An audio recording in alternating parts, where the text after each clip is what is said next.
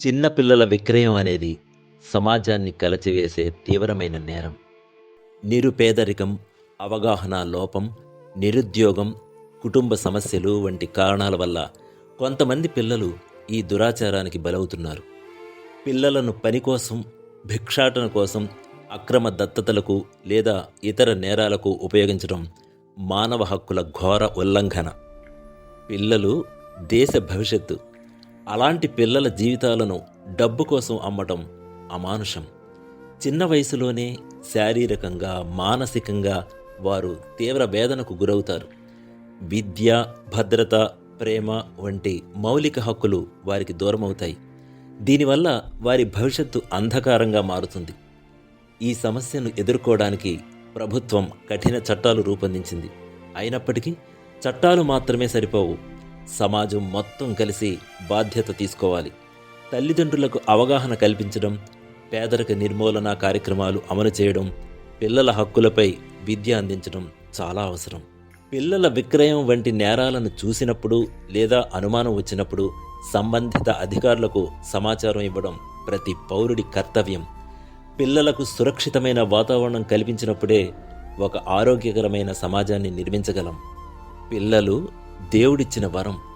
వారు సమాజానికి పునాది, దేశానికి భవిష్యత్తు.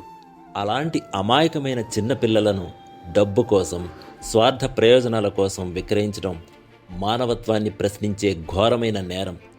చిన్నపిల్లల విక్రయం ఈ రోజుల్లో ప్రపంచవ్యాప్తంగా, ముఖ్యంగా అభివృద్ధి చెందుతున్న దేశాలలో తీవ్రమైన సామాజిక సమస్యగా మారింది. చిన్నపిల్లల విక్రయం అనేది పిల్లలను అక్రమంగా ఒక చోట నుండి మరో చోటకి తరలించి వారిని పని కోసం, భిక్షాటన కోసం, గృహ పనుల కోసం, కర్మాగారాల్లో పనిచేయించడానికి, అక్రమ దత్తతలకు లేదా ఇతర నేరాలకు ఉపయోగించడం. ఇది పిల్లల హక్కులను పూర్తిగా హరించే అమానుష చర్య. చిన్నపిల్లల విక్రయానికి అనేక కారణాలున్నాయి. ముఖ్యంగా పేదరికం ప్రధాన కారణంగా నిలుస్తుంది. ఆహారం, నివాసం, విద్య అందించలేని పరిస్థితుల్లో కొంతమంది తల్లిదండ్రులు తెలిసో తెలియకో విక్రయిస్తుంటారు. అదేవిధంగా నిరుద్యోగం, అవగాహన లోపం, అక్షరాస్యత లేకపోవడం, కుటుంబ సమస్యలు, మద్యం మరియు మత్తు పదార్థాల అలవాట్లు కూడా ఈ నేరానికి దారితీస్తాయి. గ్రామ ప్రాంతాల నుండి పట్టణాలకు పని పేరుతో పిల్లలను తీసుకువెళ్ళి అక్కడ వారిని దుర్వినియోగానికి గురిచేస్తారు. కొన్నిసార్లు పిల్లలను మంచి విద్య, మంచి జీవితం ఇస్తామని మోసం చేస్తారు కూడా. చిన్నపిల్లల విక్రయం వల్ల పిల్లలు శారీరకంగా, మానసికంగా తీవ్రంగా నష్టపోతారు. చిన్న వయసులోనే కఠినమైన పనులు చేయించడంతో వారి ఆరోగ్యం దెబ్బతింటుంది. ప్రేమ, ఆప్యాయత లేకుండా పెరగడం వల్ల వారు మానసిక ఒత్తిడికి గురవుతారు. విద్యకు దూరం అవడం వల్ల వారి భవిష్యత్తు అంధకారంగా మారుతుంది.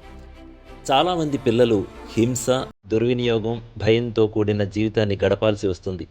ఇది వారి వ్యక్తిగత వికాసాన్ని పూర్తిగా నాశనం చేస్తుంది. చిన్నపిల్లల విక్రయాన్ని అరికట్టేందుకు ప్రభుత్వం అనేక చట్టాలను రూపొందించింది. బాలల హక్కుల పరిరక్షణ చట్టాలు, బాల కార్మిక వ్యవస్థను నిషేధించే చట్టాలు అమల్లో ఉన్నాయి. పోలీసులు, బాలల సంక్షేమ శాఖలు, స్వచ్ఛంద సంస్థలు కలిసి పిల్లలను రక్షించే కార్యక్రమాలు నిర్వహిస్తున్నాయి. అయితే చట్టాలు ఉన్నా వాటి అమలు పకడ్బందీగా జరగకపోతే ఫలితం ఉండదు. అవినీతి, నిర్లక్ష్యం వల్ల కొన్నిసార్లు నేరస్తులు తప్పించుకుంటున్నారు. చిన్నపిల్లల విక్రయాన్ని పూర్తిగా నిర్మూలించాలంటే ప్రభుత్వంతో పాటు సమాజం కూడా బాధ్యత తీసుకోవాలి. తల్లిదండ్రులకు అవగాహన కల్పించడం, పిల్లల విద్యకు ప్రాధాన్యత ఇవ్వడం, పేద కుటుంబాలకు ఆర్థిక సహాయం అందించడం చాలా అవసరం. ఎక్కడైనా పిల్లల విక్రయం జరుగుతోందని అనుమానం వచ్చినప్పుడు వెంటనే సంబంధిత అధికారులకు సమాచారం ఇవ్వాలి. మౌనంగా ఉండడం కూడా ఒక నేరంతో సమానం. ప్రతి పౌరుడు పిల్లల రక్షణకు కాపలాదారుడిగా మారాలి. చివరిగా ఒక విషయం అండి. చిన్నపిల్లల విక్రయం కేవలం ఒక నేరం మాత్రమే కాదు, ఇది మానవత్వంపై దాడి. పిల్లలను కాపాడడం అంటే దేశ భవిష్యత్తును కాపాడడం.